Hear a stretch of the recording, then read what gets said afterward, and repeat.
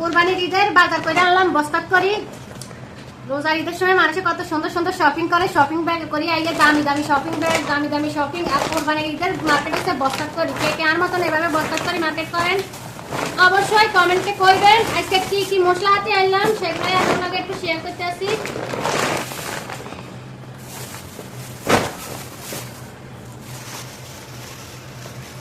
এখানে হয়েছে সব মশলা, দেখি কি কি মশলা আনা হয়েছে। মশলা তেমন কিছু না, কারণ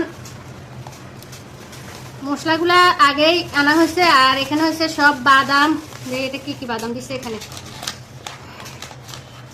ও এটা হয়েছে সাদা গোলমরিচ। তারপরে এখানে হয়েছে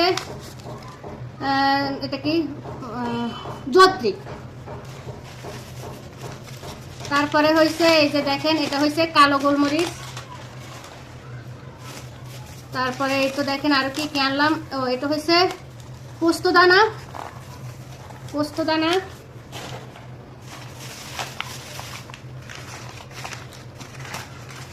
তারপরে এই তো কাঠবাদাম। এটার ভিতরে কি? ও এটা হচ্ছে পেস্তা বাদাম। বাবার এই পেস্তা বাদামের এত দাম, সব বাদামেরই দাম বেশি, কিন্তু পেস্তা বাদাম একটু বেশি দাম। তারপরে হয়েছে এই যে এখানে এটা হচ্ছে কিশমিশ। মোটামুটি সব শুকনো মশলা। আর জিরা, গোলমরিচ, এলাচ, লং এগুলো আগে আনা হয়েছে। এটা হচ্ছে জায়ফল। আর এটা হচ্ছে জাফরান। জাফরানটা দেখেন এখানে 1 গ্রাম জাফরান আনা হয়েছে 250 টাকা দিয়ে। প্রথমে আমি 5 গ্রাম জাফরান নিতে চাইছিলাম, 5 গ্রামের দাম আসতেছে ওনাদের হিসাবে 1500 টাকা আসে। পরে আমি কই ভাই আমার 5 গ্রামের দরকার না, আমার 1 গ্রাম দিলেই হবে। এই যে 250 টাকা জাফরান। তারপরে এই হচ্ছে গুঁড়া দুধ। আর এখানে সব হচ্ছে বিরিয়ানি মশলা, কাঁচি মশলা আছে, এগুলো আর কি দেখাবো, রাঁধুনি মশলাগুলা। আর এখানে হচ্ছে এটা হচ্ছে পোলাও চাউল। আমি সবসময় খোলা চাউলটা নিই। এটা হচ্ছে এরপান, সবচেয়ে ভালো, প্যাকেটের থেকে এই চাউলটা অনেক ভালো। আর এখানে হচ্ছে এটা কি চাউল?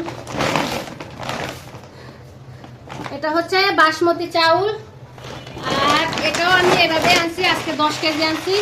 এখানে আমার জামাই হচ্ছে জমিদারের ছেলে, সে আবার বাসমতি চাউলের ভাত ছাড়া কিন্তু খায় না, বুঝতে পারছেন? তার জন্য প্রত্যেক মাসে আমার 10 কেজি বাসমতি চাউল কিনা লাগে। এই হচ্ছে আমার এখানে 10 কেজি চাউল আনা হয়েছে তার জন্য, এই মাসে জমিদারের ছেলের জন্য। আর এখানে হয়েছে মুরগি আনা হয়েছে কাবাবের জন্য। এখানে 8 কেজি মুরগি আনা হয়েছে কাবাবের জন্য।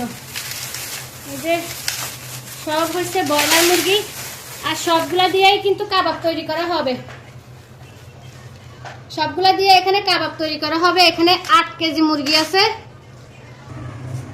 এখানে হচ্ছে কাবাবের ডাল আগে আমি বাজার থেকে এনেই সিদ্ধ দিয়ে দিছি, কারণ ডাল সিদ্ধ হতে সময় লাগে। আর আমি কাবাবের ডালটা কিন্তু আলাদা করে সিদ্ধ করি, তো সিদ্ধটা বসাই দিলাম। এখানে 8 কেজি মুরগির সাথে আমি 2 কেজি ডাল দিতেছি। এখানে হয়তো সবাই বলবেন যে অনেক বেশি ডাউল, কিন্তু না, এগুলো ফুলে একটু বেশি হয়ে গেছে, এখন সিদ্ধ হইতেছে তো ভিজে উঠছে, এই কারণে একটু বেশি বেশি লাগতেছে। এই হচ্ছে আমার আজকের বাজার। এটা হচ্ছে পোলাও চাউল, এগুলো সব হচ্ছে আমার ঈদের বাজার। আর এখানে তো এই যে দেখালাম একটু গোটাগাটি মশলাগুলা, এই যে মশলা, এই গোটাগাটি এখানে যা মশলা আছে সবগুলা জিরা আর লং এলাচ বাদে, কারণ এগুলো আমি আগেই সবগুলো একসাথে নিয়ে আসি। এটা হচ্ছে কাবাবের মুরগি। আর এই তো আমার স্পেশাল মানুষের জন্য স্পেশাল চাউল, উনি এই চাউল ছাড়া ভাত খায় না, তার জন্য এটা আনতে হয়। আর এখানে হচ্ছে সব মশলা। এখানে এই মশলা দিয়ে আমি, এটা হচ্ছে কাবাবের মশলা, আমি সবসময় কাবাবের মধ্যে এই মশলাটাই ব্যবহার করি। এটার সাথে আমার নিজের হাতে বানানো আরো কিছু মশলা আছে স্পেশাল, যেগুলা তো আর এটার মধ্যে আমার দেখানো সম্ভব না। আর সাথে অনেকগুলা কাচ্চির মশলা আনা হয়েছে। তো আজকের ভিডিওটা এ পর্যন্তই। সবাই ভালো থাকবেন, সুস্থ থাকবেন। বাজারগুলো কেমন হয়েছে অবশ্যই কমেন্টে বলবেন। আল্লাহ হাফেজ।